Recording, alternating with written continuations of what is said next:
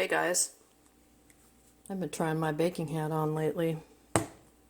Look at this beautiful, beautiful loaf of bread I made. It has a hole in it. You know why it has a hole in it?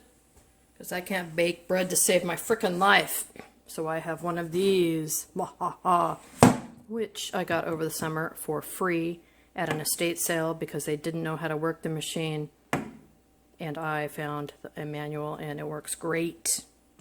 But what I did discover, and again, I'm not a baker, my friend Anthony from Palmetto Prepared is a baker. I'm linking his channel. I'm giving Anthony a shout out because he already knows how to do all this stuff. I'm surprised he hasn't done a video on it. Anthony, you're slacking. All right, so I've got this bread yeast, right? I got it in Mexico. I live in Mexico for part of the year. You can see it expired. Can you see that? In October of 2020. It is now May of 2022. This should not be any good.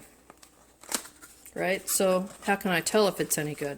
And I'll tell you what, it is good, obviously, because I made bread with it. And I have several more boxes, but I proofed it. I checked it. The other thing I did is I store this in the freezer. And that's why it's still good. So this is a bulk amount. You're not going to see these little packets, but you can proof or activate your yeast either way, the same way that we're going to do it today. And so what does that mean? It means checking to see if your yeast is still good. If yeast is a living organism, so is it still viable? So what are we going to do? We're going to take some fairly warm water, and in this case it's about 110 Fahrenheit, which is about 44 centigrade or Celsius. And I'm using a cup because a cup is a measurement that goes into my bread recipe. I have heard people say, I use between 105 and 115 Fahrenheit as my key. That's the amount I want to use. How hot? Hotter will kill yeast. Too cold will not let it warm, and that's about 40.5 to 46 Celsius. I have heard people say anywhere from 100 degrees to 120 Fahrenheit is okay to check.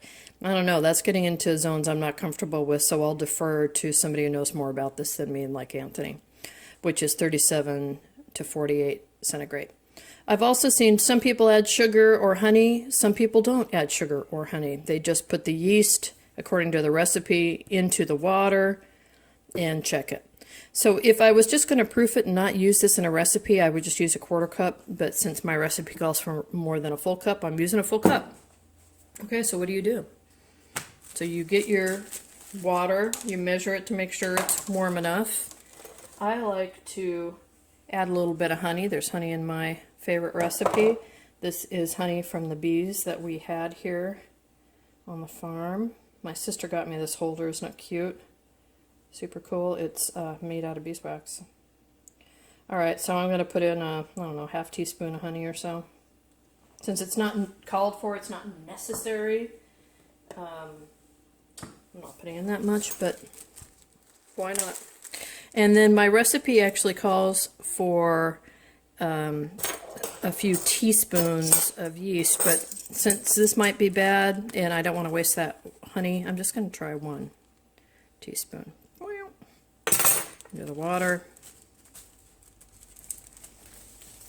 And now we give it a whirl around. Nice and gentle. It's alive. It's happy.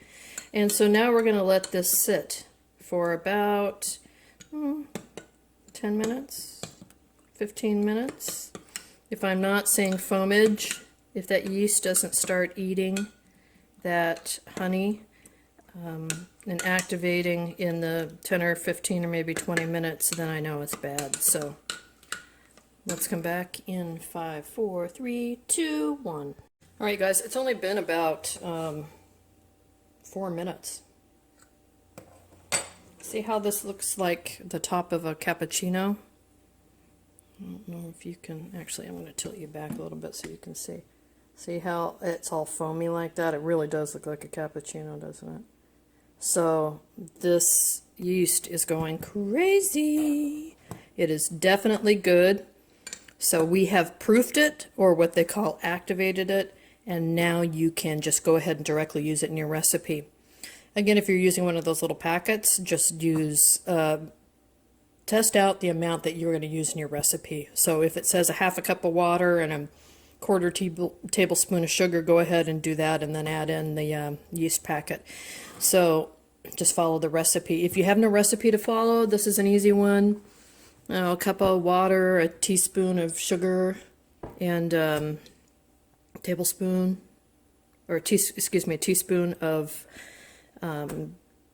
yeast, and just let it sit on the counter.